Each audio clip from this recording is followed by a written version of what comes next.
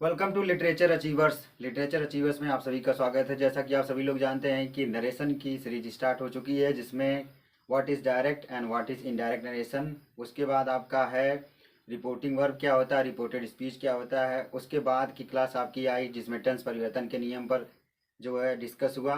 आज आपकी क्लास है उसी से रिलेटेड, लेकिन इसमें टेंस परिवर्तन का नियम नहीं होता, बस थोड़ी सा चेंजिंग होती है। तो वो चेंजिंग क्या है उसको आइए बहुत इत्मीनान पूर्वक फटाक से देख लेते हैं क्या है। नरेशन मीन्स कथन।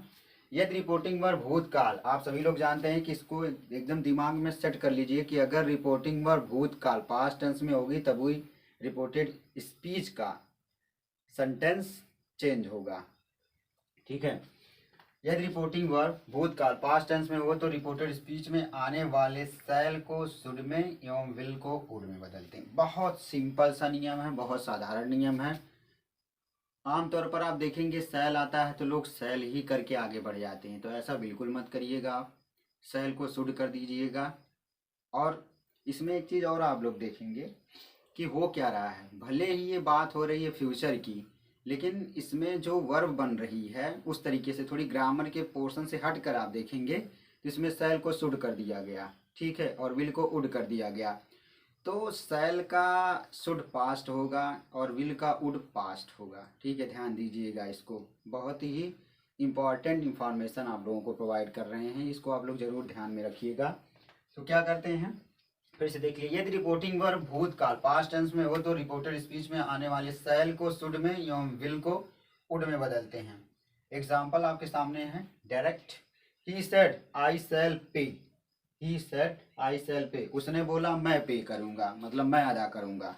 इनडायरेक्ट क्या होगा आपका, ही सेड दैट। आप सभी लोग जानते हैं, नियम समझते हैं अच्छे तरीके से। ही सेड दैट, क्योंकि ही सेड उसके बाद आई सेल पे, आपका क्या है, सेल है। नियम आप देख रहे हैं, सेल है। सेल को किस में बदलेंगे, शुड में बदलेंगे। और आप सभी लोग जानते हैं कि प्रोनाउन का नियम चलता है। प्रोनाउन का नियम कैसे चलता है, यस ओ एन अपान 1 2 3। ये चीज़ क्या है, फर्स्ट पर्सन का प्रोनाउन सब्जेक्ट के अनुसार, सेकंड पर्सन का प्रोनाउन ऑब्जेक्ट के अनुसार, थर्ड पर्सन का प्रोनाउन नो चेंज होता है। आप सभी लोग जानते हैं कि फर्स्ट पर्सन के प्रोनाउन में कौन आते हैं, सेकंड पर्सन के प्रोनाउन में कौन आते हैं, थर्ड पर्सन के प्रोनाउन में कौन आते हैं। अगर ना पता हो तो प्रोनाउन की क्लास आज जा करके आप देख लीजिए, उसमें आपका कॉन्सेप्ट क्लियर हो जाएगा। ठीक है, तब फिर देखते हैं इसी पर। ही सेड आई सेल पे, बिल्कुल सीधी सी बात है। He said that, conjunction that का प्रयोग करेंगे। He should pay. अब देखिए आपको एक चीज ये ध्यान में रखनी होगी कि ही कहाँ से आ गया। ही को कहाँ से, यहाँ तो ये बात है ही सेड आई सेल पे, ये बात है। और यहाँ पर है he said that he should pay हो गया, ये कहाँ से आ गया ही, इसको समझ लेते हैं।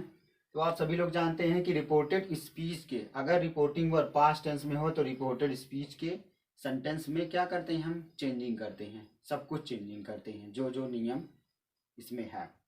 तो सबसे पहला क्या करेंगे, प्रोनाउन चेंज करेंगे। यहाँ आई है, आई कौन से पर्सन का प्रोनाउन है, फर्स्ट पर्सन का प्रोनाउन है। फर्स्ट पर्सन का प्रोनाउन किसके अकॉर्डिंग चेंज होगा, सब्जेक्ट के अकॉर्डिंग चेंज होगा। किसके अकॉर्डिंग चेंज होगा, सब्जेक्ट के अकॉर्डिंग।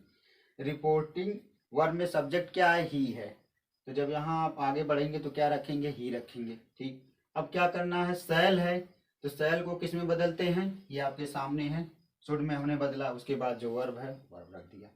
तो आई होप ये बहुत अच्छे से समझ में आई हो।